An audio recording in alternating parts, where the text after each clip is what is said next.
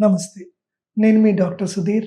Doctor care homeopathy senior doctor consultant Kukatpally, Hyderabad.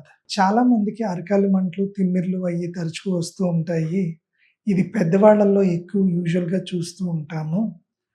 ఇది బేసిక్‌గా ఎందుకొస్తుంది అని అన్నప్పుడు కొన్ని కారణాలు మనం గమనిస్తే, కారణం తీసినప్పుడు లక్షణాలు అయ్యి పోతాయి కాబట్టి, ఎందుకొస్తుంది అన్నది మనం గమనించాలి.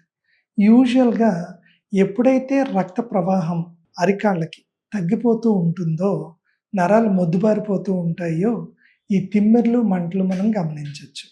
సో, యూజువల్‌గా కొన్ని కారణాలయ్యి చూస్తే మనము ఎక్కువ మీకు డయాబెటిస్‌లో ఈ లక్షణం కనబడుతూ ఉంటుంది.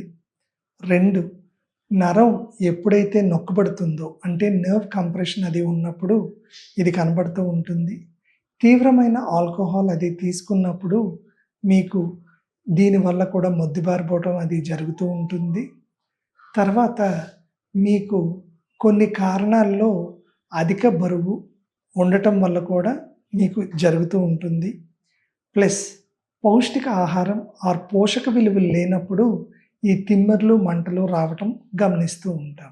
మెజారిటీ మనం చూస్తూ ఉంటే విటమిన్ B12 డెఫిషియన్సీ అయ్యి ఉన్నప్పుడు మీకు ఈ లక్షణాలు కూడా కనిపిస్తూ ఉంటాయి. కారణం తెలియకుండా మందులయ్యి వేసుకున్నప్పుడు ఆ ఒక్క ఇబ్బంది తగ్గకపోగా కొత్త ఇబ్బందులయ్యి వస్తాయి. సో, కంపల్సరీగా డాక్టర్ ఒపీనియన్ తీసుకుని ఏ మందులైనా వాడాలి కానీ లేకపోతే ఉపయోగం ఉండదు.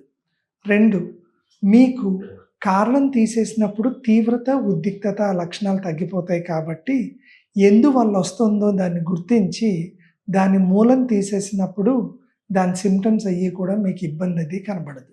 సో, మీరు ఎక్కువ షుగర్ లెవెల్ అంటే డయాబెటిక్ లెవెల్స్ ఎక్కువగా ఉంటే కంపల్సరీగా అది ఒక కారణం అవ్వచ్చు. రక్తనాళాలు షుగర్‌లో అది మీకు ఎప్పుడైతే బ్లడ్ ఫ్లో సర్క్యులేషన్ తగ్గుతూ ఉంటుందో అప్పుడు రావచ్చు. ప్లస్ నేను ఇందాక అన్నట్టు నర్వ్ కంప్రెషను వెన్నుపూసలో కానీ, కింద నరం నొక్కబడినప్పుడు కానీ ఈ లక్షణాలయ్యి వస్తాయి. Doctor care homeopathy constitutional treatment ద్వారా ఇచ్చిన సలహాలు, డాక్టర్ ఇచ్చిన డైటరీ సపోర్ట్ వాడటం వల్ల ఇంజెక్షన్స్, టాబ్లెట్స్ అయ్యి లేకుండా సహజంగానే మీకు తీవ్రత, ఉద్రిక్తత తగ్గిపోతూ మీకు శాశ్వత పరిష్కారం అది వస్తూ ఉంటుంది. మందులు ఎంత ముఖ్యమో జాగ్రత్తలు కూడా డాక్టర్ గారు చెప్పినవి పాటించినప్పుడు మీకు శాశ్వత పరిష్కారం అది లభిస్తుంది.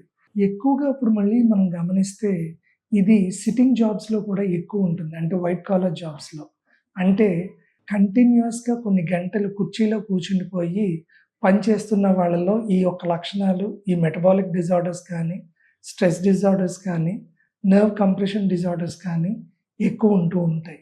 ఇది ఇర్రెగ్యులర్ పోస్చర్ వల్ల అవ్వచ్చు, అధిక బరువు వల్ల అవ్వచ్చు, మనం తీసుకునే అధిక జంక్ ఫుడ్ ఎస్పెషల్లీ బరువుని పెంచే ఆహారాలు కావచ్చు, ఆల్కహాల్ చాలా ముఖ్యమైనది.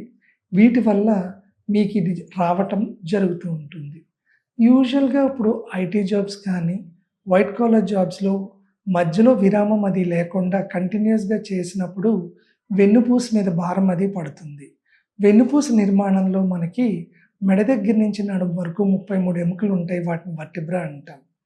ఎప్పుడైతే ఈ వర్టిబ్రా ఉంటుందో దీంట్లో ప్రతి ఒక్క వర్టిబ్రాకి మధ్యలో ఒక స్పాంజ్ లాంటిది ఉంటుంది. దీన్నే న్యూక్లియస్ పల్పోసిస్ అని అంటాం.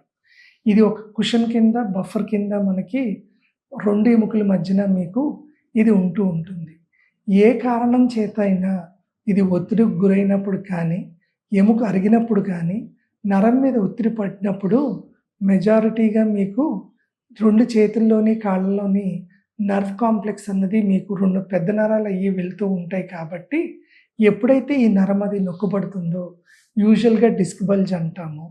లేకపోతే స్పాంజ్‌లో వచ్చే ఇబ్బందులు, కారణాల వల్ల మీకు నరం నొక్కటం వల్ల తీవ్రత, ఉద్రిక్తత పెరుగుతూ అరికాళ్ళ మంటలు, తిమ్మిర్లు అయ్యి గమనిస్తూ ఉంటాం.